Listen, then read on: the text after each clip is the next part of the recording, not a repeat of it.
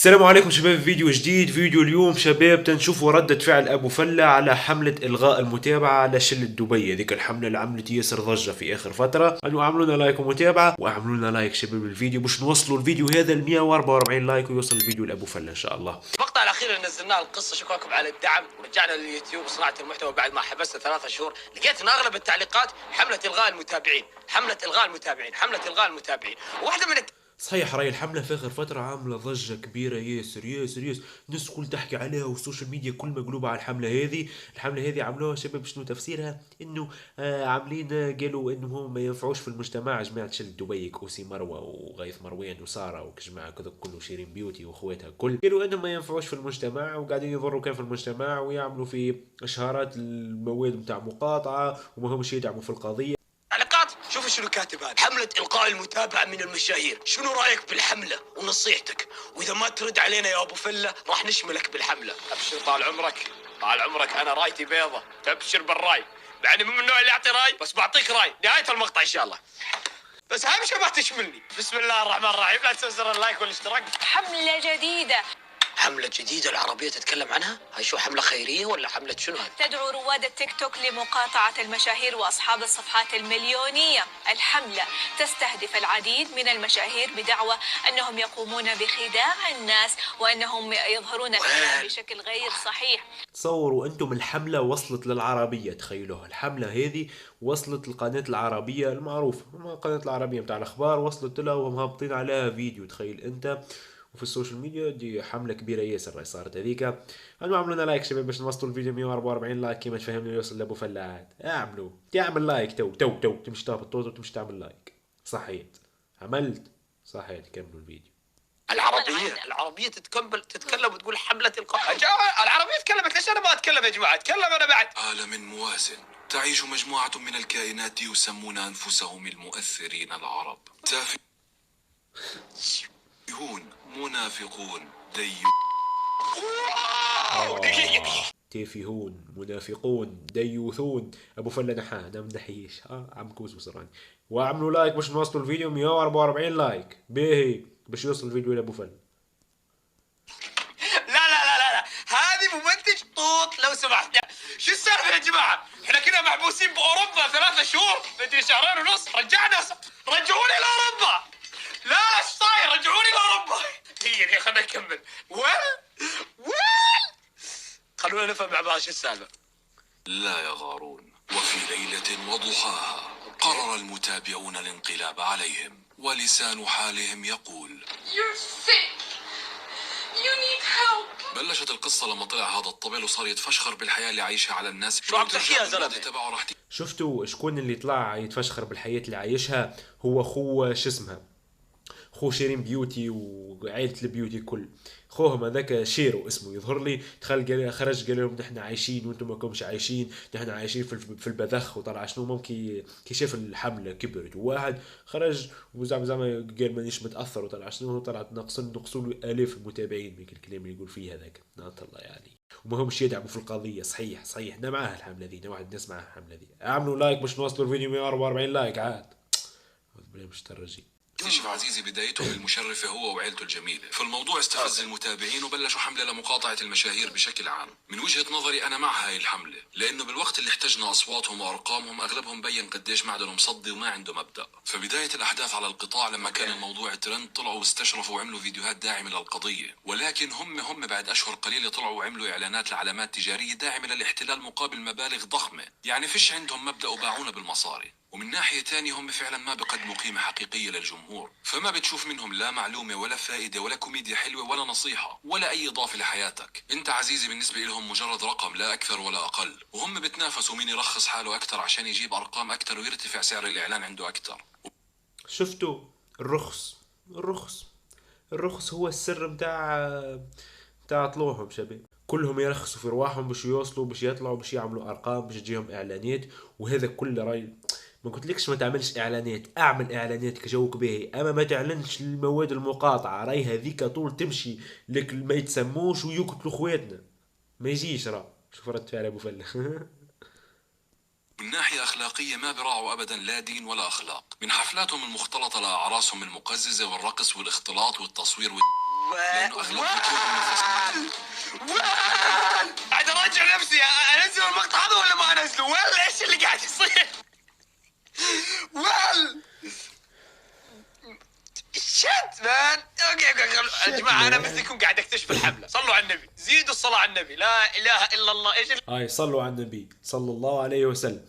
والناس الكل تمشي تعمل لايك. 144 لايك حاجتي بها في الفيديو هذا. مريقل باش يوصل الفيديو لابو فل.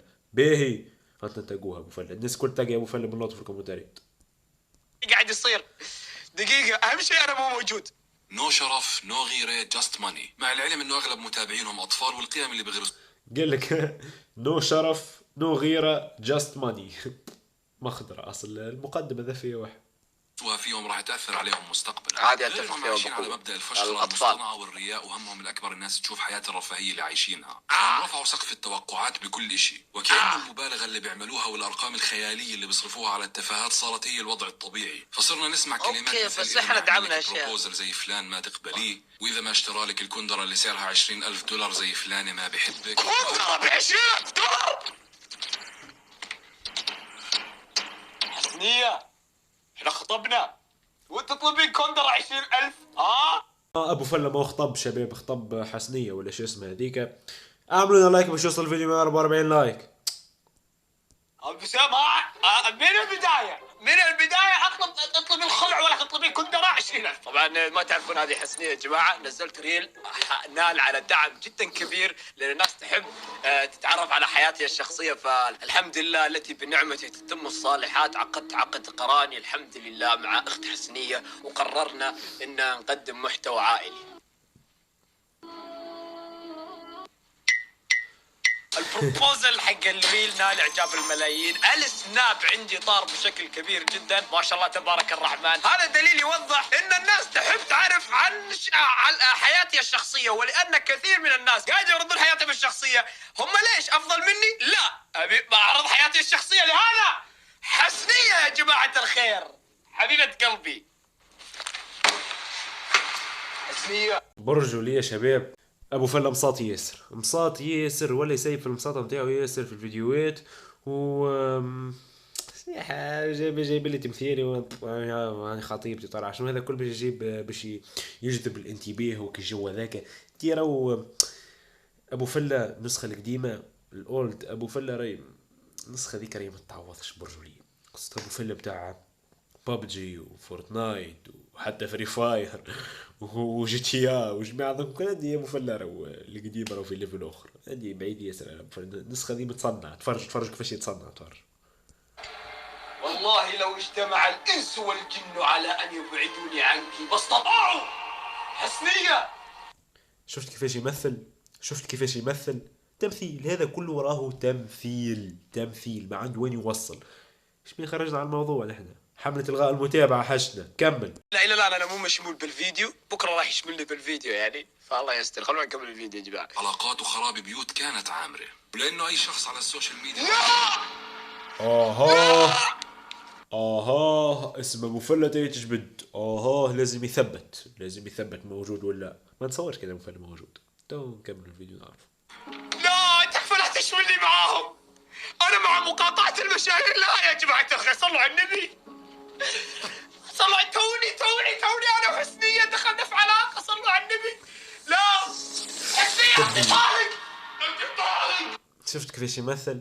شفتوا؟ وتقولوا لي لا ابو فله يمثل ياسر. اما نحبك ابو فله، شري لي اعطيني ايفون بي سي جيمر. كيف دير رانا زملاء في بعضنا. فهمت؟ زملاء في بعضنا لازم نكونوا متحابين. وابو هذيك هي حاصل. ونكملوا. لا بالله، أنت طالق. لا عليكم يا جماعة، أنا أخطأت يا جماعة، سامحوني. لا تلغوا متابعاتي، خلونا نوصل 50 مليون بعدين سووا اللي تبونه. بالله يتفرجوا الناس العايش.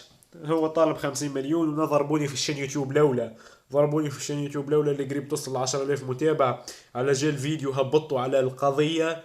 ضربوني في الشين يوتيوب ونحولي المونتيزاسيون تاع الربح هذيك خسرتها ما عادش تجيني اصل. ومعناتها الشين يوتيوب خسرتها مادام ما فيهاش ربح. ما ادري ليش نهبط فيها. انا حلينا الشين هذه شباب، وصلناها تو 3700 مشترك. الناس الكل تشترك برجوليه وتعمل لايك باش نوصلوا الفيديو هذا 144 لايك. كيما متفاهمين باش يوصل الفيديو لابو فله. هذا هو اول شيء زوجتي ما تطلع. زائي لازم تكونوا اوعى من انكم تصدقوا دموع التماسيح اللي راح تشوفوها. وعموما لما تشوفوا منهم دموع مهم جدا جدا جدا تتاكدوا انهم يكونوا دموع حقيقيين. هدول دموع مش تمثيل، هدول دموع حقيقية. اوكي وقف.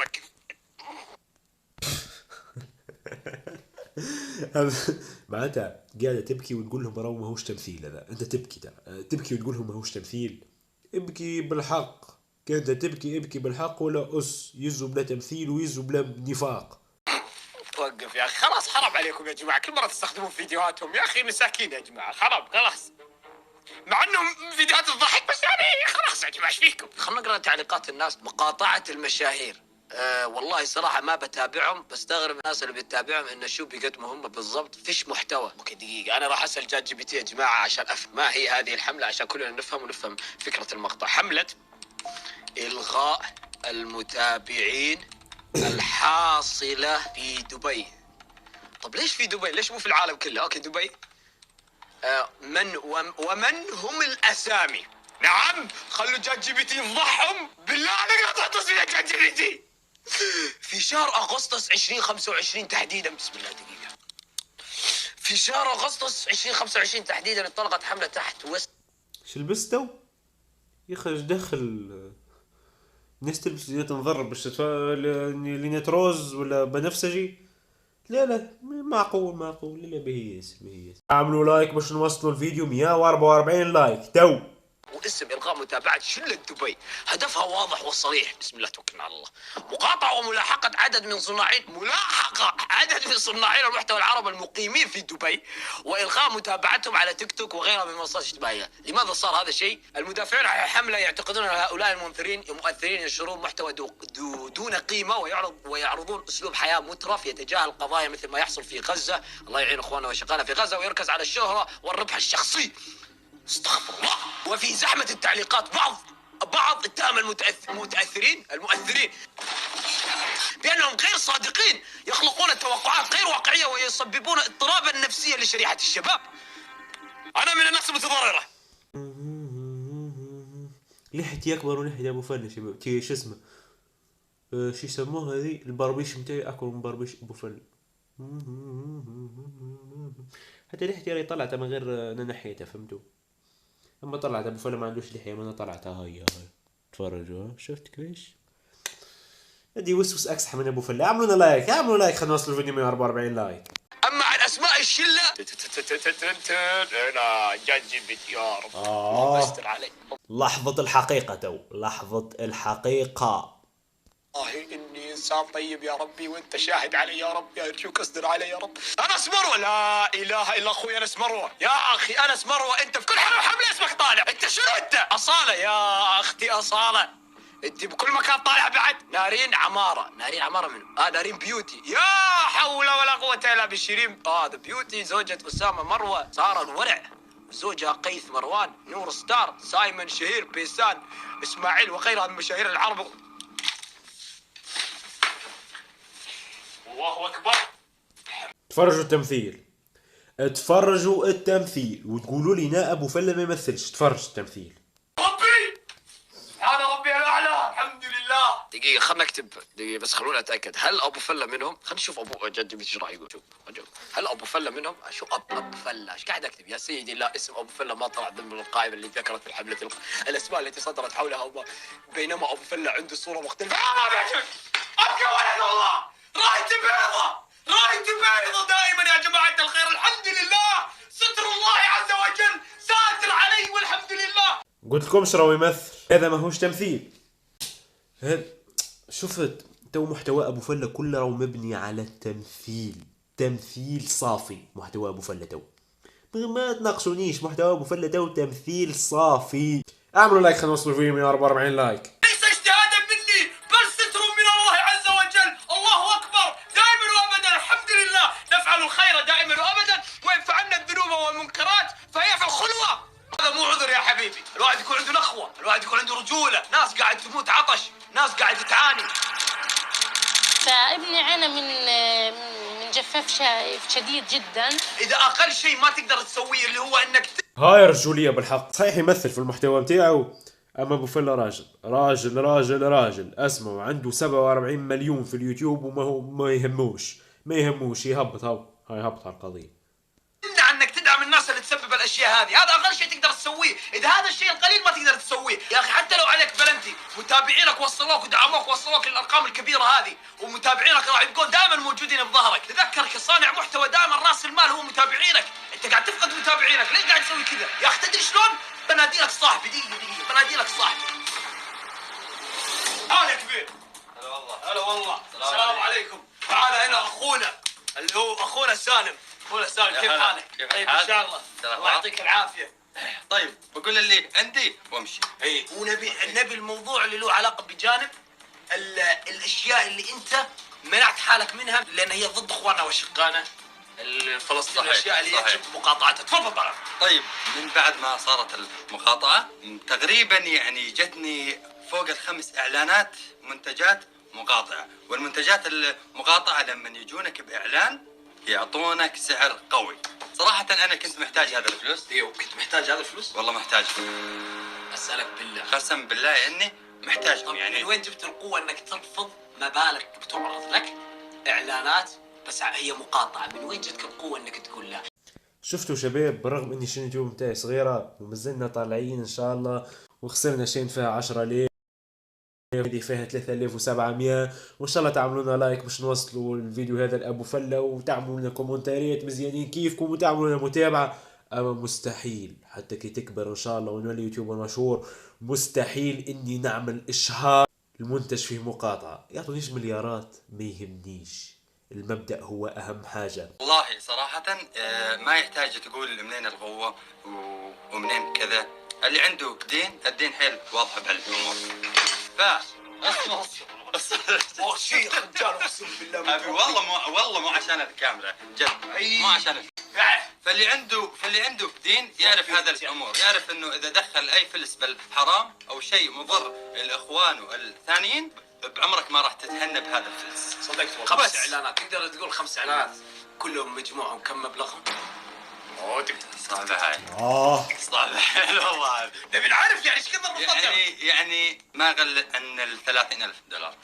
$30,000 نتكلم عن 100,000 ريال. ومن بينهم لا نقول اسم شركات ما راح أقول، لكن من بينهم براندات معروفة حيل. اي نعم. سلام عليكم. الله يعطيك العافيه. شكرا على مشاركتنا اخوي. حياك الله. كمل. الله يعطيك العافيه. وصلك عند باب. لا ما يحتاج. انت قاطع $30,000 مو قليل يا اخوي. تعال وصلك. والله مو قليل. تعال انا 10 يوم عندي.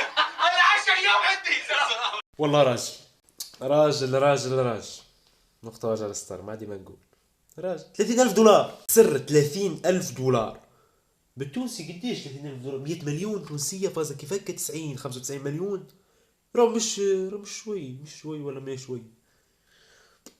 كملوا يا جماعه والله العلي العظيم اني انا اجبرته انه يطلع، مع انه والله ما كان يبي يطلع، وصدمته على الموضوع انك تقول السعر تقريبا. والله انه ما كان ابدا يعني دارني بسال هالاسئله هذه. شكرا يا سالم انك طلعت، وسالم مثال لكثير من الناس. بس نفس الوقت من رايي انا دام ان التعليق هذاك يقول راي تمام، انا اشارك الراي، اشارك ان في ناس يا جماعه الخير ما تتكلم، ترفض وتسكت ما تتكلم زين، وفي ناس للاسف تعلم. بس احسنوا الظن دائما وابدا.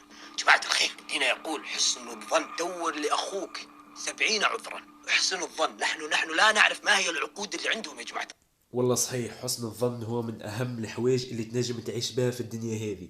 على خاطر كان ما يكونش عندك، كان ما تكونش قلبك طيب وقلبك نظيف من داخل، راك مستحيل كنت تنجح بالحق.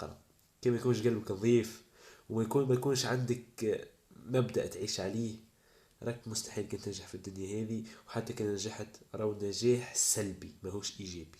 نقطة وجه الستار. كنت تشوف ان الناس اللي قاعد تتابعهم ما يستحقون المكان اللي هم واصلين له، في كثير يدعمونه. جماعة الخير لايف ستايل، انتوا دعمتوا حياة اللايف ستايل، انتوا دعمتوا المحتوى هذا، انتوا ليش انا اتكلم انتوا دعمتوني. خلوني اتكلم عن نفسي، ما احب يعني لما اقول انتوا دعمتوا احس اني قاعد اقلل من الناس اللي تم دعمهم. لا، لهم متابعين والناس اللي يحبونهم. خلوني اتكلم عن نفسي انا. انتوا دعمتوني، وصلتوني لهذه الارقام الكبيره، وباذن الله قريبا ال 50 مليون. زين، في كثير من الناس يشوفون القناه يقولون هذا شلون الشهر، هذا منو، هذا الشخصيه، هذا هذا الاسود في ناس يقولوا الكلام هذا يا جماعه يتهجمون. صحيح كلامه صحيح ياسر ياسر. هو نا كإنسان كوسوس كوسيم عكريمي كوسيم ياسر ناس يجون يقولوا لي شنو قاعد تعمل وشنو هذا وشنو اللي تعمل فيه وما عندك وين توصل. أمانة تنوصل نقطة وارجع للستار. واللي عنده كلام بخلاف هذا ينحي الفولو ويقلب منظر. ما يهمنيش بديت حاجة لازم نكمل فيها وتنوصل وبإذن الله ما يرجعوا يلحسوا في الأخ. تشوف صلوا. إذا كرهت محتواي فبكل بساطة 3 نقاط. هذا الوعي، المتابع الواعي. أي محتوى مو عاجبك شوف الحين باليوتيوب 3 نقاط غير مهتم، لا تطلع في وجهي. ما يحتاج لا تنزل عني أشياء، ما يحتاج لا تسوي. خلاص أنت ما تبي تتابعني، ذوقك اختلف، محتواي صار كريه، تغيرت أو أنت تغيرت. عادي ترى أنت تتغير عزيزي على المشاهدة، زين خلاص. ولكن ان الناس تقول هذا ابو فله شلون شرى السياره هذه، هذا ابو فله شو وصل للارقام، هذا ما يستحق وما ادري شنو، لازم نرجعه للصفر. انما الرزق بيد الله والرزق يتسع للجميع. بالعكس فكر فيها بطريقه ايجابيه افضل. ان رايت ان المحتوى ضعيف وان الناس محتواهم ضعيف، ان صناع المحتوى محتواهم صاير ضعيف، بالعكس فكر فيها بطريقه ايجابيه انك انت تدخل وتحط بصمتك. نعم اذا انت او انت شفت ان عندك الشعور هذا ولاحظت انه يمديك تحط بصمه، ادخل في الساحه. لا تقعد تقول هذا اللي ما يستحق، هذا ما يستحق، ما ادري شنو. لا تاخذ الامور بطريقه سلبيه. اشوف النقاط السلبيه المتجمعه في صناعه المحتوى، ادخل انت بالساحه وقدم. ترى الساحه تتسع للجميع، ترى الساحه تحتاج لاسامي جديده، اسامي تقدم محتوى جميل. للاسف اغلب الناس اللي قنواتهم كبرت ووصلوا لاهدافهم تقل مجهوداتهم، خلاص يحسون انهم وصلوا للكفاءه الكافيه. لا انت هنا ادخل، هنا حط البصمه يا اخوي. عشان كذا في اسامي قويه قاعد تدخل بالساحه، والتوفيق للجميع باذن الله، والتوفيق لي وانا حسنيه ان شاء الله، ونصنع محتوى عائلي جميل. موتيفاسيون من عند عمك ابو فله. ادينا توصيه، انا اقتحمت المجال وباذن الله تنولي اكبر صانع محتوى في العالم العربي من غير حتى نقاش. وهذا كلام نقول فيه بالحق من غير تفاد ليك. واعملوا لايك باش نوصل الفيديو 144 لايك. شي عندك؟ اسمع لا تدخل دقيقه، كنت قاعد استهبل. لا تدخل، لا اسمع دقيقه، لا دقيقه، يرحم لي والديك. لا تخاف، انا اصفق لك كلامك جميل. لا تخاف، بالعكس كلامك جدا جميل، انا اتفق معاك. الرزق بيد الله سبحانه وتعالى، وغلط نركز على امور بسيطه وسطحيه مثل سيارات وبيوت وما ادري شنو. الله يرزق الجميع وباذن الله. كلامه صحيح ومنطقي، والرزق بيد الله، ما هوش بيد حتى واحد في الدنيا هذه. والرزق بيد الله. واي انسان يقول لك انا طلعتك، انا هبطك، مش كنت طلعتني، راك مش كنت، راهو ربي سبحانه وتعالى. نقطه وارجع للستار. وانت ما عجبكش محتواه الغي المتابعه. والسلام عليكم حبيبي. يرزقهم، الله يرزقنا ويرزقني ويرزق الجميع ويرزق حبيبتك حسنية، الله يستر عليك. يا الزينة بركة قالوا حسنية، يا الزينة قالوا حسنية. في كثير محتوى صاير غير اخلاقي يا ابو فله. الاجيال القادمه وش راح يصير فيها؟ ترى اغلب المتابعين 70% الى 80% من بين 8 سنين ل 17 سنه. ايش نعطيهم محتوى اذا احنا نمنعهم عن المحتوى الاجنبي؟ لان اجندات غربيه، شيء لا يليق بديننا ولا يليق بعاداتنا وتقاليدنا. اذا الحين المحتوى العربي صار يسوي نفس الشيء، وين نودي اطفالنا؟ سالت حالك السؤال هذا؟ انا رجال عمري 26 سنه، انت بتتزوج حسنيه صح؟ بتجيبون ولد ازرق صح؟ زين اوكي، اللي هو وين راح تودونه؟ شو راح يتابع؟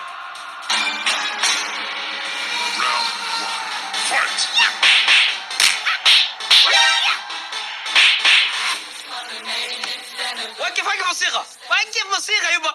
مشاهير دبي كثير منهم لا يقدمون اي محتوى مفيد، مجرد ترندات ودراما واخبار اعراس وزواج لجذب المشاهدات. هم يربحون المال بسهوله وانتم تضيعون وقتكم الثمين على لا شيء.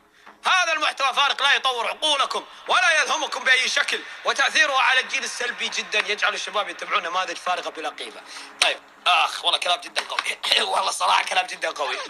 اتوقع ما يحتاج تدخل، هذا كتب كل شيء انت ممكن تفكر انك تقوله. استريح طال عمرك، استريح. شوف نفس الكلام قاعد ينقال، بس انا ضد ان هم يربحون المال بسهوله. هم تعبوا ولقوا، شوف ما في احد يربح مال بسهوله، كلهم تعبوا لين وصلوا للمراحل اللي هم واصلين لها، ولكن صاروا يسوون افعال بعض منهم والله اعلم، ويمكن انا بعد الله اعلم زين ما بشكل عام يمكن صرنا نسوي افعال سيئه. غلط كبير ان ندخل بارزاق الناس. أرزاق الناس كتبت لهم من الله سبحانه وتعالى. خطأ كبير أن نتحدث نقول خليناه يطلع الملايين. أنت ما خليته يطلع الملايين أبدا. متابعين نعم حقكم، أنتوا سبب كبير في كل من وصل لأي مكان. شركات نجحت بسبب الناس، ناس وظائف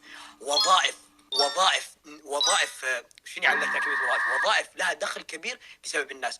يعني في اشياء شفتها بترند غريبة، تدخلون تطلعون ماضي للواحد ما يحتاج اخوي، والله يا اختي ما يحتاج. استروا على الناس، فالستر مهم، وهذا الشيء ديننا علمنا. استروا على الانسان، وغلط النصيحة في العالم فضيحة النقا، فما بالك انك تروح لماضي واحد. يا اخي بكره الله يعطيك ويتبتلى بواحد يدرس بماضيك. ترى كلنا بشر بالاخير، نحن لسنا ملائكه. الملائكه هم اللي ما شاء الله تبارك الرحمن اللي ما هم مخيرين، والشياطين اعياذ بالله الله يبعدنا عنهم. احنا بالنص بني ادم، نخطئ ونتوب وتأتي النفس اللوامة، وبعدها نفعل النفس المطمئنة، نسوي الخير والحمد لله الله يديمنا. والله صحيح كلامه شباب ابو فله. اهم حاجه الستره، ما تجيش ترجع للماضي انسان تقول له هك عملت هك كنت تعمل، هو يعمل تو نحاسبوه نحول له المتابعه وما عادش نحكوا عليه.